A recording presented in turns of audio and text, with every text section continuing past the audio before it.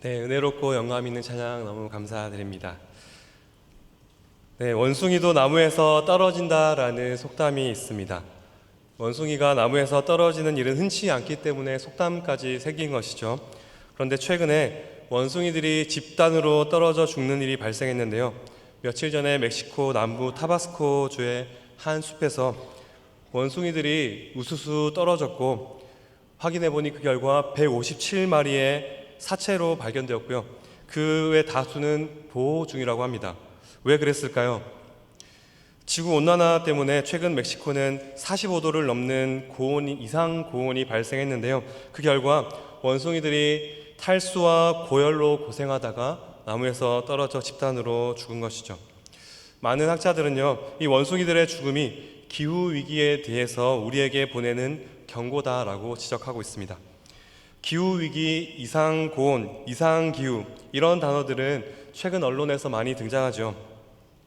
어디는 이상고온과 폭염으로, 또 어디는 폭우와 홍수로 고통받는 이런 극한의 기상상태가 계속 나타나고 있습니다.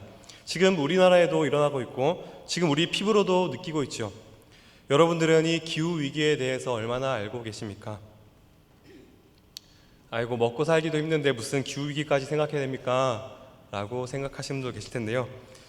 그런데 기후위기는요, 지금 창조세계 전체가 앓고 있는 가장 시급한 문제 중에 하나입니다. 그리고 창조세계를 돌보는 것은요, 우리 인간을 창조하시고 제일 먼저 주신 기본적이고 가장 핵심적인 사명입니다. 이 문제에 대한 교회의 책임과 사명이 있는 것이죠. 여러분 혹시 오늘이 무슨 날인지 알고 계십니까? 그림 한번 띄워주시죠. 예, 오늘은 환경주일입니다. 40년 전부터 이제 한국 교회가 6월의 첫 주를 창조세계를 생각하며 드리는 환경주일로 지정해서 드리고 있습니다. 사실 이 주제는 제가 2년 전에 이 자리에서 한번 설교했었는데요. 또 공교롭게도 환경주일에 설교를 하게 되어서 중요하고 시급한 문제라 다시 한번 짚고 넘어가고 또 그때와 조금 다른 측면으로 살펴보려고 합니다. 다시 한번 여쭤보겠습니다. 여러분들은 기후위기에 대해서 얼마나 알고 계십니까? 지구온난화로 기온이 올라가고 폭염과 이상고온, 가뭄과 사막화, 폭우와 홍수 등 전 지구적으로 기후가 급격히 변하고 있는데요. 이런 것들을 모두 포괄하는 단어가 기후위기라고 합니다. 기후위기, 또 어떤 사람은 기후위기는 조금 와닿지 않으니까 더 심각하게 기후재앙, 기후비상사태라고 불러야 한다라고 주장하기도 하는데요. 자, 그러면 이 날씨와 기후의 차이는 뭘까요? 날씨는요, 우리가 매일매일 경험하는 비가 올지 맑을지 더울지 추울지 이게 이제 날씨고요. 기후는 이런 날마다 변하는 날씨가 오랫동안 평균이 된 상태를 말하는 것이죠. 사람으로 비유를 해보자면요, 날씨는 기분이고요, 그리고 기후는 성품이라고 할 수 있습니다. 우리는 날마다 감정에 따라서 기분이 변하잖아요. 날씨도 날마다 그렇게 변하는 것이 정상이죠. 근데 기후는 성품이라고 했죠. 사람마다 각기 고유한 성품이 있습니다. 그런데 누군가 그 성품이 갑자기 변하면 우리는 뭐라고 합니까? 아, 이 사람이 죽을 때가 다 됐나? 여러분, 지금 지구의 성품이 급격히 변하고 있습니다. 기후가 급격히 변하고 있는 것이죠. 이것은 주의를 기울여야 할 큰 일인 것이죠. 지금 전 세계는 기후가 급격히 변하면서 예상치 못했던 폭우와 홍수, 그리고 가뭄과 산불이 연이어서 발생하고 있습니다. 이런 위기는요, 지구온난화, 지구가 뜨거워진 것 때문에 발생한다라고 합니다. 그 원인이 뭘까요? 온실가스가 있는데요. 이제 우리가 주로 화석 연료를 태울 때 이산화탄소나 메탄 같은 그런 가스들이 이제 대기층에 차곡차곡 쌓이는데요. 그것들이 없어지지 않습니다. 그것들이 쌓여서 온실처럼 작용을 하는데요. 태양열이 들어오면 이제 반사돼서 방출을 해야 하는데 그 온실가스들이 그것을 막고 있는 것이죠. 그래서 지구가 조금씩 뜨거워지는 것입니다. 산업화 이후에 석유와 석탄, 가스와 같은 화석 연료를 사용해서 우리는 엄청난 기술 발전과 성장을 이루었고 우리가 지금 누리고 있죠. 그런데 그 과정에서 배출한 온실가스가 지구온난화를 일으키고 기후위기를 불러오고 있는 것이죠. 그런데 지구가 뜨거워지면 뭐 좀 땀 좀 흘리고 좀 참고 아니면 선풍기 틀고 에어컨 틀면 되지 무슨 난리냐 할 수 있는데요. 그렇지가 않습니다. 기후 위기는 지금 이미 현실화가 되었고 훨씬 심각합니다. 그림 한번 보여주시죠. 네. 이 그림은요, 북반구의 여름철 평균 기온 변화를 나타낸 것입니다. 왼쪽 그림이 이제 5, 60년 전의 분포인데요. 보통의 그 기온이 이제 평균이고요. 거기에 몰려 있는 것들을 볼 수가 있는데, 오른쪽 그림은 이제 현재 근래에 평균이 0.7도 상승했는데요. 0.7도 상승했는데 옆으로 좀 퍼져 있죠. 그런데 매우 더움을 보시죠. 매우 더움을 보시면 발생 빈도가 원래는 0.1%에서 14.5%로 발생 빈도가 엄청나게 증가했죠. 평균은 0.7도밖에 올라가지 않았지만 이런 그 폭염과 같은 그런 극한의 기온이 이렇게 매우 자주 발생하게 되는 것이죠. 그런데 문제는 이런 극한의 상황에서 엄청난 피해가 일어나고 있다는 것입니다. 극단적 날씨가 자주 발생하는 것이죠. 아까 처음 말씀드린 그 멕시코의 고온으로 원숭이가 떨어져 주는 것이 여기에 포함되는 것이고요. 다음 그림 보여주시면요. 지금 케냐를 포함한 그 동부 아프리카는 우기랑 건기가 이제 번갈아 가야 되잖아요. 근데 우기가 사라졌다고 합니다. 지금 왼쪽 위에 보이는 그림은요, 이게 연못입니다. 연못이어야 되는데 지금 이렇게 말라버린 것이죠. 우기가 사라졌고, 오른쪽 밑에 있는 그림은요, 12살 소녀가 들고 있는 하이에나의 위장인데요. 가뭄으로 이제 가축들도 다 죽고 먹을 게 없다 보니까 그 죽은 동물의 사체를 먹는 그 하이에나마저 이제 먹어야 하는 이런 상황이라는 거죠. 케냐는 지금 최악의 가뭄으로 450만 명이 심각한 영양실조와 질병으로 고통받고 있습니다. 이렇게 이상 고온으로 온도가 올라가면요, 이제 그 물기를 머금고 있어야 할 숲이 바싹바싹 말라가는 것이죠. 이렇게 숲이 말라가다 보면 이제 숲은 가연성 연료가 되어서 산불이 한번 났다고 하면 꺼지지 않고 계속해서 일어나는 것이죠. 다음 그림 보여주시면요, 올해 2월에 텍사스에 난 산불인데요. 불이 꺼지지 않죠. 한번 나면요, 그 건조한 숲이 다 타버립니다. 그래서 서울의 7배 면적이 불타버렸는데요. 이렇게 산불이 나서 숲이 타게 되면 이 타는 과정에 이산화탄소가 또 엄청나게 발생하죠. 그리고 이 숲은 탄소를 또 빨아들이는 허파와 같은데 이 숲이 또 사라지면 악순환이 반복되는 것이죠. 이렇게 기온이 높아지면요, 또 뜨거워진 대기는 수증기를 더 많이 머물고 있어서 이제 물폭탄이 되는 것이죠. 그리고 뜨거워진 바다는 훨씬 더 강한 태풍과 허리케인을 만들어내게 됩니다. 그래서 한번 비가 내리기 시작하면 엄청난 양이 한꺼번에 쏟아지는 그런 폭우가 잦아지는 것이죠. 다음 그림 보여주시죠. 2022년에 발생한 파키스탄의 폭우로 인한 홍수인데요.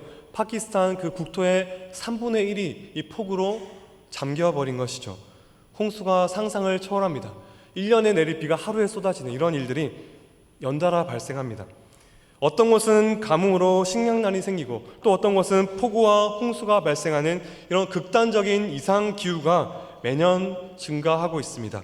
가뭄으로 흉작이 반복되고 또 반복되다 보면요, 이제 빚이 쌓이고 쌓이다가 견딜 수 없어서 살 길을 찾아 다른 곳으로 찾아가게 되고요. 또 홍수와 대형 산불로 터전을 잃은 사람들이 또 집을 떠나서 살 길을 찾아가게 됩니다. 이런 사람들은요, 기후 난민이라고 하는데, 이런 용어가 새로 생겼죠. 기후 난민이라고 하는데, 다음 그림 보여주시죠.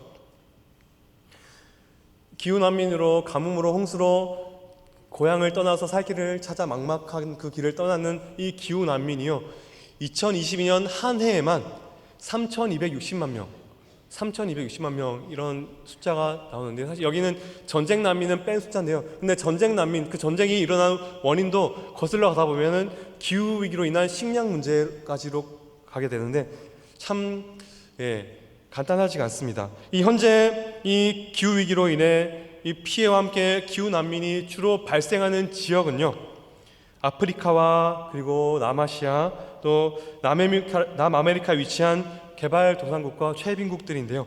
이 나라들의 공통점은요, 재난에 대처할 힘이 없고 또 회복할 여력도 없는 나라들입니다. 그런데요, 이런 나라들은요, 사실 화석연료를 태운 온실가스를 배출한 적이 사실 거의 없는 나라들이죠. 그런데 피해는 오히려 이런 나라들이 크게 받고 있습니다. 다음 그림 한번 보여주시죠. 온실가스를 많이 배출한 나라들입니다. 우리가 잘 알고 있는 북반구의 선진국들, 미국이나 유럽, 그리고 그 오일머니로 불을 축적한 그 중동의 나라들도 있고요. 그리고 우리나라도 있죠. 우리나라는 온실가스 배출 7위를 달리고 있습니다. 네, 다음 그림 한번 보여주시죠. 이 그림은요, 기후변화로 인해서 이득을 본 나라들과 피해를 본 나라들. 아까 말씀드린 그 온실가스를 많이 배출한 나라들은 경제적으로 성장한 반면에 아래에 표시한 나라들, 그 온실가스를 전혀 배출하지 않은 나라들이 오히려 큰 피해를 보고 있는 것이죠. 아까 말씀드린 기후 난민이 주로 발생하고 있는 나라들이기도 합니다. 참 이상하게도 기후위기는요, 모든 지역 모든 사람에게 영향을 주지만 그 중에서도 가장 큰 타격을 입는 것은 가난하고 소외된 이들이죠. 탄소 배출과 별 상관이 없는 사람들, 기후위기를 일으키는데 기여한 것이 거의 없는 나라들이 주로 피해를 받고 있습니다. 국제적인 문제뿐만 아니라 국내에도 마찬가지입니다. 우리 기억에 잘 아시듯이 2년 전에 2022년에 폭우로 강남에 큰 피해가 있었죠. 그때 청담동의 한 빌딩은요, 그 방수문을 세워서 전혀 피해를 받지 않아서 화제가 되었었는데요. 반면에 저지대와 반지하에 사는 많은 이들은 치명적인 피해를 입었습니다. 그래서 기후위기는요, 기후 불평등과 기후 정의라는 문제로도 이어지고 있는 것이죠. 듣다 보니까 머리가 아프고 우울해지죠. 사실 제가 지금 보여드린 예는 아주 극히 일부입니다. 나중에 네이버나 유튜브로요, 기후위기 검색해 보시면 많은 자료들을 찾아볼 수 있을 것입니다. 이렇게 지구온난화와 기후위기로 온 지구가 몸살을 앓고 있고요, 생태계가 파괴되고 있습니다. 그리고 그 피해를 치명적으로 느끼는 사람들이 많이 있죠. 이러한 기후위기를 다른 말로 하면 창조세계의 위기다라고 할 수 있는데요, 오늘 말씀을 통해서 그래서 이 창조세계를 향한 우리 교회의 책임에 대해서 한번 살펴보려고 합니다. 다음 그림 한번 보여주시죠. 기후위기로 대표되는 이 창조세계 위기에 대해서 그리스도인의 자세에 대해서 나의 지구를 부탁해라는 좋은 책이 있는데요, 이 책에 보면 그리스도인의 입장에 대해서 이 4가지로 말합니다. 첫 번째는요, 멀찌감치 파인데요, 이 문제는 위험한 주제니까 나는 멀리하는 게 좋겠어. 이것이 첫 번째고요. 두 번째는 나몰라라 파입니다. 지구 걱정을 왜 해? 복음은 우리 영혼을 위한 거지 저 지구 따위 걱정하고 있는 게 아니야. 이것이 두 번째고요. 세 번째는 묻어가기. 나 대신 지구 걱정하는 사람이 많이 있어서 다행이야. 나까지 걱정할 필요는 없겠지. 이것이 이제 세 번째고요. 네 번째는 필수 불가결파입니다. 하나님의 창조 세계에 관심을 갖는 것은 복음과 인류를 향한 하나님의 목적을 바르게 이해하는 데 꼭 필요한 일이야. 이 4가지가 있는데요, 무엇이 바른 입장일까요?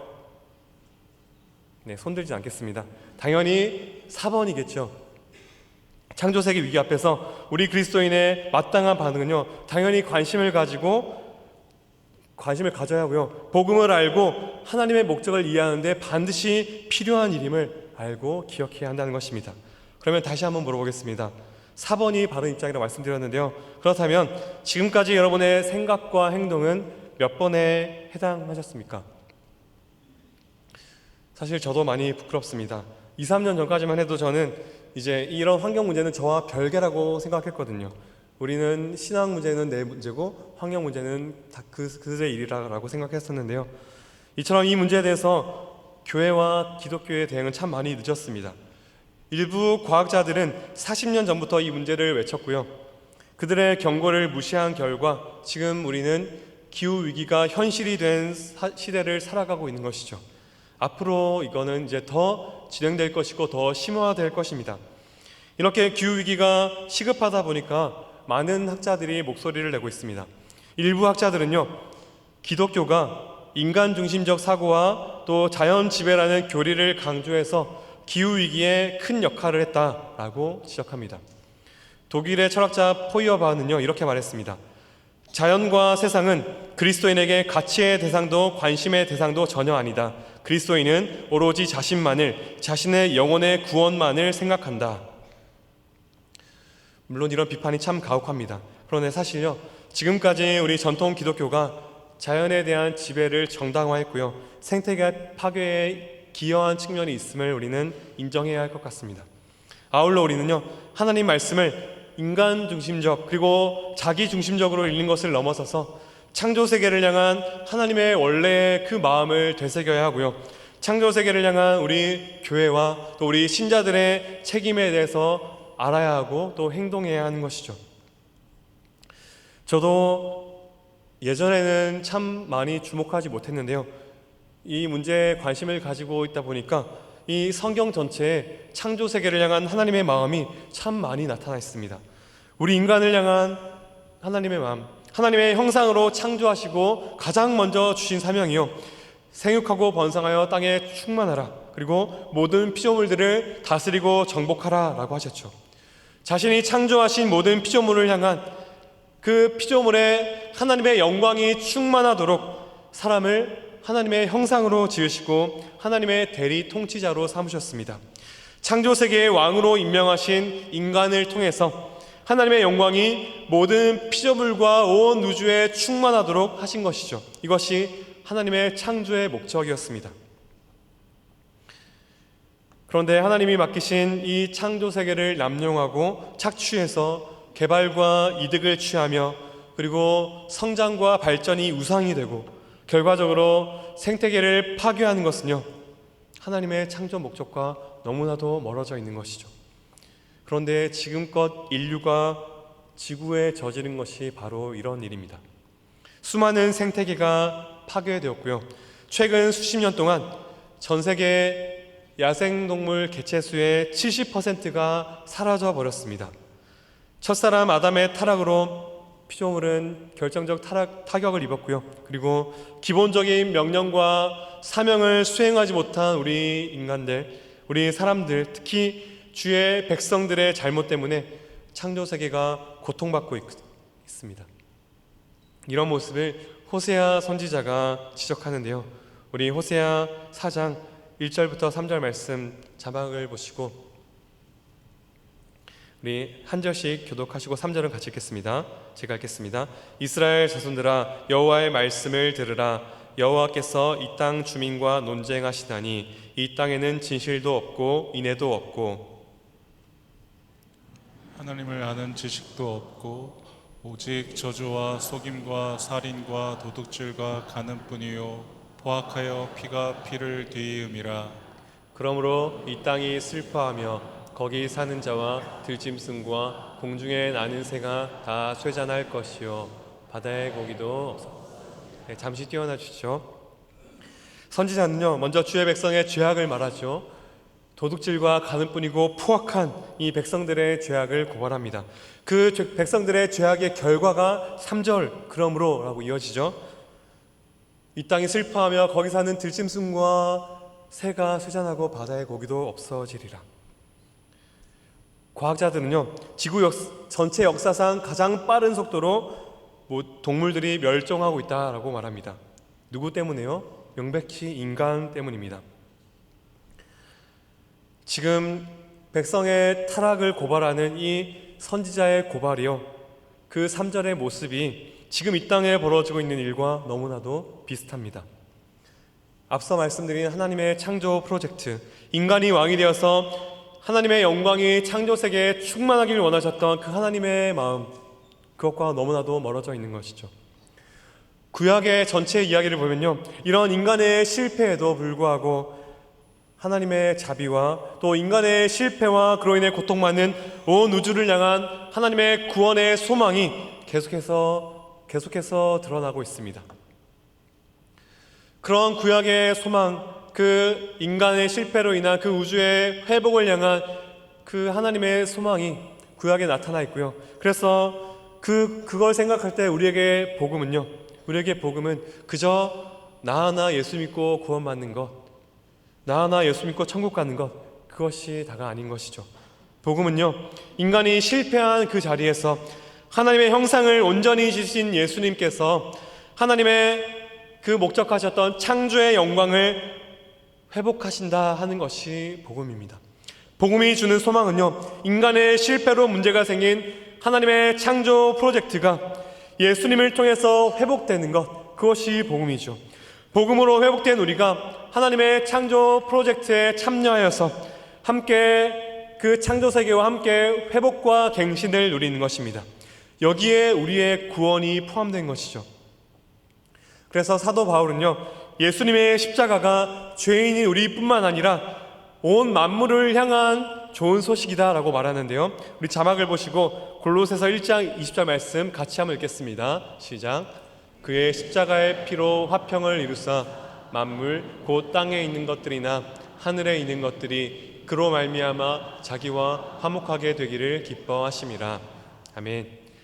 십자가의 피로 화평을 이루는 것은요, 모든 만물이다 라고 하죠. 십자가에서 흘리신 예수님의 피는 죄인인 우리뿐만 아니라 창조세계 전체를 화목하게 하는 수단이 되신다라는 것이죠. 예수님의 십자가가 이렇게 모든 피조물을 위한 좋은 소식이기 때문에, 온 만물을 향한 복음이기 때문에 그 복음을 전하는 교회의 모든 선교와 사역은요, 그 피조세계를 향한, 창조세계를 향한 소식을 포함해야 한다라는 것이죠. 이런 교회의 책임, 하나님의 창조 프로젝트의 회복에 참여하는 이 교회의 책임을 가장 명확하게 보여주는 말씀이 오늘 본문인 로마서 말씀입니다. 사도 바울은요, 우리가 사랑하는 그 로마서 8장에서 우리의 구원의 절정을 노래하고 있는데요, 그 안에 하나님의 모든 창조 세계를 위한 구원 계획을 분명히 말씀하고 있습니다. 우리 성경을 보시고 오늘 말씀 로마서 8장 19절부터 22절 한 절씩 교독해 보시겠습니다. 19절입니다. 피조물이 고대하는 바는 하나님의 아들들이 나타나는 것이니 피조물이 허무한데 굴복하는 것은 자기 뜻이 아니요 오직 굴복하게 하시는 이로 말미암음이라. 그 바라는 것은 피조물도 썩어짐의 종 노릇한 데서 해방되어 하나님의 자녀들의 영광의 자유에 이르는 것이니라. 피조물이 다 이제까지 함께 탄식하며 함께 고통을 겪고 있는 것을 우리가 아느니라. 아멘. 처음부터 의도하신 이 하나님의 창조 프로젝트의 회복에 대한 비전과 함께 우리의 책임에 대해서 명확하게 말해주고 있습니다. 탄식하며 고통받는 피조물이 고대하는 것들이 있는데 19절에 보시면 뭐라고 합니까? 피조물이 고대하는 것이 하나님의 아들들이다 라고 하죠. 여기서 말하는 하나님의 아들들은요, 구속받은 공동체, 바로 교회를 말합니다. 탄식하는 피조물들은 교회를 기다리고 있습니다. 전 세계 교회가 이런 피조물들의 기다림을 무시하고 무관심해 보이기까지 하는 이 지금의 기후위기 속에서도 피조물들은 여전히 교회를 기다리고 있습니다. 초대교회와 로마 시대의 그 맥락에서 조금 더 생각해 보면요, 로마 제국이라는 그 거대한 세상 안에 살고 있지만 제국의 법칙을 따르지 않고 전혀 다른 가치관으로 살아가는 사람들, 세상 풍조를 거스르고 하나님의 영으로 인도함을 받는 참된 그리스도인들, 참된 교회를 기다리고 있다는 것입니다. 그렇다면 여러분, 탄식하는 피조물의 고대와 기대에 여러분들은 어떻게 반응하고 계십니까? 아울러 예수 그리스도의 십자가를 통해 만물이 화해하고 인간이 실패한 창조 프로젝트를 회복하는 그 하나님 나라의 이야기에 어떻게 참여하고 계십니까? 우리는 스스로 질문해 보아야 합니다. 우리는 과연 탄식하는 창조 세계를 생각하며 살고 있는가? 창조 세계를 향한 하나님의 마음을 생각하고 있는가? 그저 돈만 있으면 무엇이든 자유롭게 누리고 편하게 살 수 있는 이 세상에서 세상과 똑같은 방식으로 자연에 고통을 주는 방식으로 살아갈 것인가? 부족함 없이 필요한 것을 마음껏 사고 소비하는 것을 성공과 축복으로 여기며 성장과 개발과 부요함이라는 우상을 따라 자신만을 위해 즐기며 살 것인가? 사실 우리는요, 우리의 편안함과 안전, 번영과 행복을 위해서 창조 세계를 병들게 하는 방식으로 살아왔습니다. 그 사실을 인정하고 우리는 생각을 바꿔야 합니다. 정치인들이나 환경운동가들만의 그 일이 아니라 우리의 일이고 나의 일입니다. 피조물들이 고대하는 하나님의 아들들, 바로 교회의 책임이다라는 것이죠. 나의 신앙이 먼저고 환경은 나중 문제다라는 것이 아니라는 것이죠.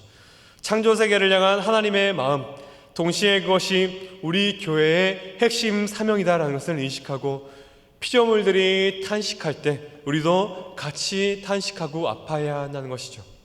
또한 이 문제가 우리의 핵심 사명이라는 것을 인정한다면 우리는 지금의 기후위기에 어떻게 대응하고 어떻게 우리가 대처해야 하는지 함께 관심을 가지고 공부해야 합니다. 이미 현실이 되었고 앞으로 더욱 가속될 이 기후위기 문제는요, 지금 매우 시급한 문제이고요. 이를 막기 위해서 가장 시급한 것은 온실가스 배출을 지금 당장 줄여야 합니다. 사실 이 문제는요, 전 지구적으로 합의가 끝났고요.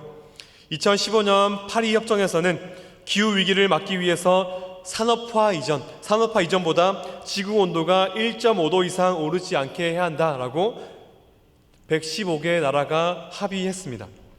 그 기후 위기에 공동으로 대응하기 위해서 정부 간 합의체인 IPCC가 조직되어서 각국 과학자들이 모여서 연구 결과들을 발표하고 있습니다. 여기에 많은 전문가들은 산업화 이전보다 1.5도 이상 오르게 되면 이제 지구는 회복 불가능이다. 점점 더 뜨거워질 것이다. 인 것이죠. 지금 목표로 하는 이 1.5도도요. 물론 피해가 발생하겠지만 그래도 회복 가능한 최소한의 마지노선이다라는 것이죠. 2021년 발표 자료에 따르면 현재 산업화 이전보다 1.1도 상승했으니 이제 0.4도 남았습니다. 이 추세로는 정말 시간이 얼마 남지 않은 것이죠. 이를 위해서 2050년까지 모든 산업활동에서 온실가스인 탄소가스 배출을 0으로 하자라는 목표를 세웠죠. 탄소 중립이라는 말을 언론에서 들어보셨을 텐데요. 탄소가스 배출이 0이 되는 상태, 탄소 중립을 달성하자라는 것이죠. 우리나라도 2020년에 이전 정권에서 탄소 중립 비전을 선포했습니다. 이를 위해서 2030년 얼마 남지 않았는데요. 2030년까지 탄소 배출을 지금 대비 40% 이상 줄여야 하는데 쉽지 않습니다. 탄소를 많이 배출하는 현재 우리나라의 산업 구조와 우리의 생활 습관을 생각하면 대대적인 산업 구조와 생활 구조의 변화가 필요하다는 것이죠. 이런 목표를 발표하고 전 세계적으로 대응을 해야 한다라고 목소리는 나오고 있는데 사실 실제 움직임은 미비한 것 같습니다. 그리고 우리나라는 더더욱 느린 것 같습니다. 이 지금 당장 탄소 배출을 줄이기 위해서 움직여야 하고 그 일을 위해서는 개인의 노력과 함께 정부와 기업이 함께 움직여야 합니다. 그렇다면 우리 개인과 교회가 할 수 있는 행동은 무엇이 있을까요? 더글라스 무라는 신학자는요, 창조세계 돌봄이라는 책에서 지금의 기후위기에 우리 신자들의 실천 방안에 대해서 세 가지로 나누어서 말합니다. 개인적 책임, 그리고 공동체의 참여, 그리고 사회적 책임, 이렇게 세 가지로 나누어서 말하는데요. 첫 번째는 개인의 생활 방식을 바꿔야 한다라고 합니다. 육류 섭취를 줄이고 일회용품을 적게 쓰고 종이컵 대신 텀블러와 그리고 머그컵 사용하고 에너지를 절약하고 재활용에 힘쓰고 지속 가능한 소비를 해야 한다 것이죠. 가성비만 따지는 소비는요, 결국 탄소를 많이 배출하는 그런 기존의 관행을 유지하는 기업을 유지시켜 주는 것이죠. 저도 참 많이 찔립니다. 가성비 참 좋아하는데요. 그 친환경 기업이나 유기농 것들은 비싼데요. 그런데 우리가 이제는 이런 것들을 고민해야 하는 것이죠. 그리고 개인들이 이런 생활 습관을 바꾸기 위해서는요, 공동체가 필요합니다. 그래서 두 번째는 공동체의 참여인데요. 환경 문제에 대해서 이렇게 교육을 해야 하고요. 계속해서 관심을 가지고 그리고 창조세계에 대한 성경적이고 신학적으로 동기부여를 계속해야 합니다. 그리고 교회 사역도 창조세계를 향한 지속 가능한 사역이 될 수 있도록 고민하고 노력해야 하죠. 우리 교회도 행사 한번 하고 나면 쓰레기가 엄청납니다. 우리의 사역 방식과 방향도 계속해서 고민해야 하는 것이죠. 그리고 세 번째는요, 사회적으로 사회 변화를 촉구해야 합니다. 사실 이 문제는 정부와 기업이 앞장서서 모든 부분에서 협력해야 하는 일입니다. 그런데 우리가 볼 때 참 우리가 기도하는 대통령과 위정자들은요, 단기간의 지지율과 자기 앞가림의 급급한 모습이기에 국가 정책 방향을 바로잡기 위해서는 국민의식이 뒷받침되어야 하고요, 계속해서 목소리를 우리가 내야 합니다. 이 사회에 계속해서 우리가 목소리를 내고 또 우리의 삶으로 그것을 보여주어야 합니다. 피조세계가 기다리는 하나님의 아들들의 모습을 우리의 삶으로 보여주고 또 지속 가능한 삶을 위해서 방향성과 방안을 계속 고민해야 합니다. 그리고 이렇게 우리가 기후위기를 대응해 나가고 또 이런 과정에서 어쩔 수 없이 발생하는 이 그 재난을 복구하는 과정에서 참 많은 비용이 발생하는데요. 이런 아까 말씀드린 기후 불평등, 기후 정의의 문제도 생각해야 하죠. 많은 피해를 받는 그런 가난한 나라들, 가난한 사람들, 전 세계 소득 상위 1%의 부자들, 상위 1%의 부자들이요, 하위 50%의 사람들이 배출하는 것보다 2배나 많은 탄소를 배출하고 있습니다. 그런데 아까 말씀드린 대로 그 위기에 직격탄은 하위 50%의 사람들이 받고 있는 것이죠. 탄소를 배출하는 그 지금까지의 산업으로 성장한 나라와 부자들이 그 피해에 대한 의식과 책임을 가지고 적극적으로 부담하고 협력해야 한다는 것이죠. 우리도 그 문제에 대해서 계속해서 고민해야 합니다. 그리고 동시에 우리는 이 일이 우리의 힘으로만 할 수 없다는 사실을 인정해야 합니다. 사실 환경을 위해서 우리가 할 수 있는 일의 대부분은요, 우리가 지금까지 하고 있는 것들을 멈추는 것입니다. 우리가 지금껏 배출한 것을 멈추고 쓰레기 배출을 멈추고 우리가 하는 것들을 멈추는 것, 줄이는 것, 이렇게 창조세계를 돌보는 일에 힘쓰면서도 하나님이 이미 일하고 계심을 기억해야 합니다. 하나님이 이미 일하고 계시고 그 하늘의 뜻이 이 땅에도 이루어지기를 기도하며 하나님이 이미 일하시는 그 창조 회복 프로젝트에 그 하나님 나라 이야기에 동참하여서 하나님의 창조세계를 향한 우리의 책임과 사명을 감당할 때 하나님께서 자신의 백성들을 통해 피조물들이 고대하는 그 하나님의 아들들을 통해 창조의 영광을 회복할 수 있도록 길을 내실 줄을 믿습니다. 이제 말씀을 정리하려고 하는데요. 신약학자 헤르만 리델보스는 하나님 나라라는 책에서 하나님 나라 가치를 증언하고 실천하는 그 하나님 나라 공동체는요, 그 그리스도인들의 역할에 가장 먼저 창조세계의 아름다움에 감격하고 경탄하며 감사하라라고 말합니다. 경탄하고 감사하는 것, 우리 성도님들 보니까 전도회별로 야유회도 다녀오시고 하나님의 창조세계를 감격하고 기뻐하는 것 너무 잘하고 계신 것 같습니다. 함께 다니시며 그 아름다움을 누리실 때 마음껏 감격하시고 그 아름다움을 누리시고요, 그리고 그렇게 감격하시면서 동시에 조금 더 존중하고 아끼는 마음을 가지면 좋겠습니다. 아울러 전 지구적인 창조세계의 아픔을 탄식하는 마음도 가지시면 좋겠습니다. 그리고 가능하시면 그렇게 다니실 때마다 쓰레기 봉투를 꼭 챙겨가셔서 나오는 쓰레기들을 모아서 가져오시고요, 그리고 더 가능하시다면 그 아름다움도 누리시고 또 그곳에 돌아다니면서 쓰레기도 줍고 수거하시고 그렇게 창조세계를 돌보는 일에 동참하는 성도님들 되셨으면 더 좋을 것 같습니다. 여러분, 헝거스톤이라고 들어보셨습니까? 헝거스톤, 직역하면요, 배고픔의 돌입니다. 사진 한번 보여주시죠.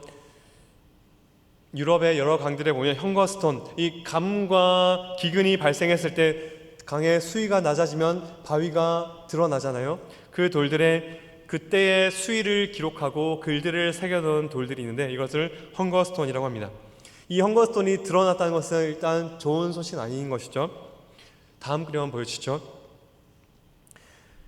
400년 전에 기록한 어떤 누군가가 기근 중에 기록했는데요. 내가 보이면 울어라. 이 400년 전의 기록이 최근에 유례없는 가뭄으로 모습을 드러냈습니다. 예전에는 가뭄과 기근에 대한 신호였는데 지금은 전 지구적인 기후위기에 대한 선지자적인 메시지로 보입니다. 사랑하는 성도 여러분, 하나님이 만드신 창조세계는 너무나 아름답고 신비합니다. 그것을 계속해서 누리기 위해서 우리는 그 아름다움을 누리면서 지금 곳곳에서 신음하는 창조세계의 탄식에 귀를 기울이고 함께 탄식하며 그 헝거스톤에 기록한 대로 우리는 지금은 울어야 할 때입니다. 교회는 함께 모여 아파하고 고민하며 창조 세계를 돌보는 책임을 감당하는 모습을 세상에 보여주어야 합니다. 세상은 그런 교회를 필요로 하고 탄식하는 피조물들은 그런 하나님의 아들들을 고대하고 있습니다. 그럴 때 창조주 하나님께서는 온 세상에 새로운 생명의 선물을 주실 것입니다. 바라기는 지금의 창조 세계의 위기 속에서 우리 교회를 향한 분명한 책임과 사명이 있음을 기억했으면 좋겠습니다. 그래서 더 많이 관심 가지시고 더 많이 아파하시고 함께 탄식하시며 그리고 함께 모여서 고민하고 함께 기도하며 내가 할 수 있는 것부터 실천하고 그래서 삶으로 보여주고 또 목소리를 내어서 함께 행동하게 만드는 하나님과 피조물들이 고대하는 하나님의 아들들로 살아가시기를 간절히 축원드립니다. 아멘. 기도하겠습니다. 하나님 아버지, 이 땅을 창조하시고 보시기에 좋았다고 말씀하신 하나님, 들풀도 먹이시며 보호하시는 하나님의 창조의 목적과 신비를 잊고 살았음을 고백합니다. 온 피조 세계가 탄식하는 이때에 하나님의 마음으로 창조 세계를 돌보는 것이 우리의 사명임을 깨닫게 하시니 감사합니다. 온 만물을 회복하시고 새롭게 하실 하나님의 구원 계획에 동참하기 위해 함께 아파하고 기도하며 지금 할 수 있는 것부터 실천하며 하나님과 피조물들이 고대하는 하나님의 아들들로 살아가는 우리 성도들 다 되게 하여 주옵소서. 감사드리며 예수님의 이름으로 기도합니다. 아멘.